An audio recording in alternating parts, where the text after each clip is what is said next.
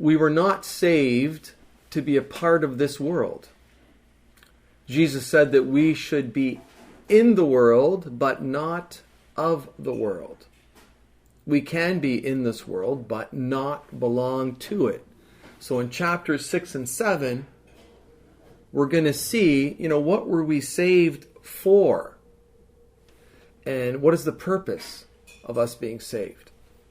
In verse 5, Jesus saw that there were many hungry people who were following him, and he had compassion for them. He knew they were hungry, and he wanted to feed them. So Jesus asked one of his disciples, "Where can we buy bread to feed all these people?" In verse 9, there is a boy with 5 loaves of bread and 2 fish. In verse 11 we read, Jesus took the loaves, gave thanks to God, and distributed them to the people. Now there were at least 15,000 people following Jesus at that place. And Jesus fed them with 5 loaves of bread and 2 fish. So in order to do this, Jesus had to create something out of nothing. He created food out of nothing. Only God can do this. Then the people said in verse 14, "Surely this is the prophet we've been expecting." When Jesus saw that they were ready to force him to be their king, he slipped away into the hills by himself. The people wanted Jesus to be their king because he gave them food out of nothing. The people thought that if they made Jesus their king, they would have food for life and wouldn't have to work.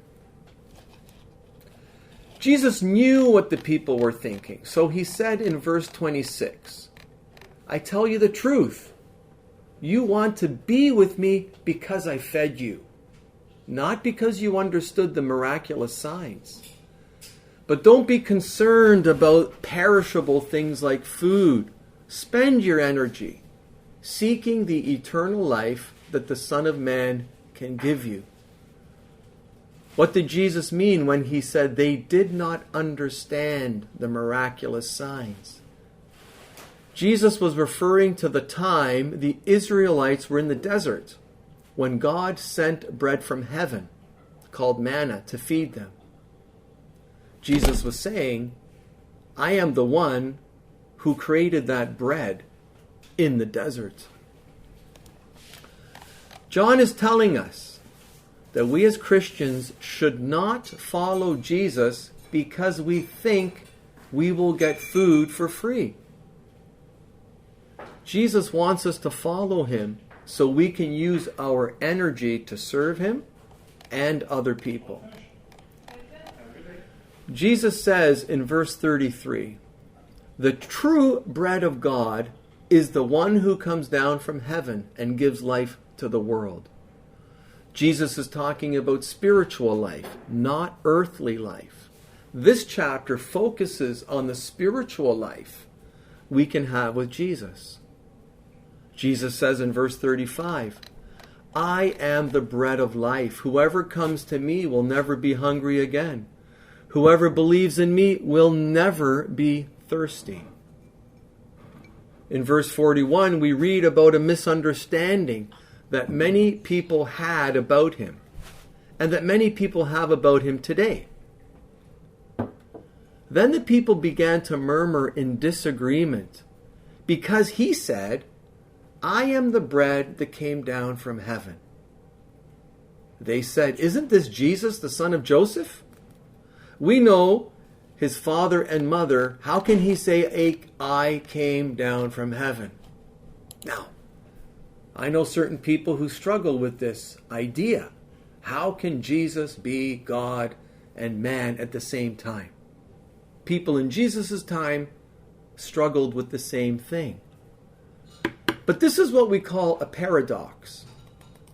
A paradox is something that sounds like a contradiction, but it's not. For example, a virgin who gives birth. It's a paradox. It's a contradiction. But it's true. Dry ice. I don't know if you guys ever heard of dry ice. How can you have dry ice? But you can. It's a paradox, but it's true. Mary gave birth to a son without ever having sex with anyone.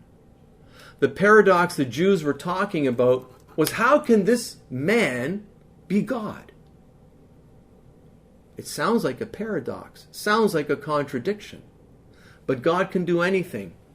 Just because we can't understand it doesn't mean it's not true. In chapter 7, John tells us in verse 1 that it is okay to avoid people who want to kill you. Because we read in verse 1, after this, Jesus traveled around Galilee. He wanted to stay out of Mogadishu. He wanted to stay out of Judea, where the Jewish leaders were plotting his death. So Jesus is saying, hey, if you know someone wants to kill you, you don't have to go there. In fact, stay away. Be careful. Sometimes we have to die, but usually the principle is avoid these dangerous situations. Jesus' disciples wanted Jesus to become famous in verse 4. They said, you can't become famous if you hide like this. If you can do such wonderful things, show yourself to the world. Jesus knew that there was work to do and that his time to be made public had not yet come. So he continued to do his work of preaching and teaching the word and healing the sick. At this point, the religious leaders wanted to kill Jesus. The whole reason they wanted to kill him because he said he was God, or what I think the Muslims called shirk. Much of chapter 7 teaches us that those who do not believe in Jesus were very confused. They couldn't understand, how can he be a God? How can he be man? Even though Jesus knew that the religious leaders wanted to kill him, he was not afraid of them. Starting in verse 37, we read, on the last day, the climax of the festival, Jesus stood and shouted to the crowds, anyone who is thirsty, may he come to me. Anyone who believes in me may come and drink. For the scriptures declare, rivers of living water will flow from their heart. The people were divided. Some people believed Jesus was the Messiah. Others didn't. Most of the religious leaders did not believe in Jesus. But one of them did. The man we saw in chapter 3. Nicodemus. In verse 50, we read that Nicodemus is now openly supporting Jesus. We read, then Nicodemus, the leader who had met with Jesus, spoke up. Is it legal to convict a man before you give him a hearing, he asked. So now we see Nicodemus coming out of the closet. He believes in Jesus. He wants to follow Jesus. And now he is willing to speak up for him because of the love that he has in his heart for Jesus. And this ends my teaching on chapters 6 and 7. Hello, Adam.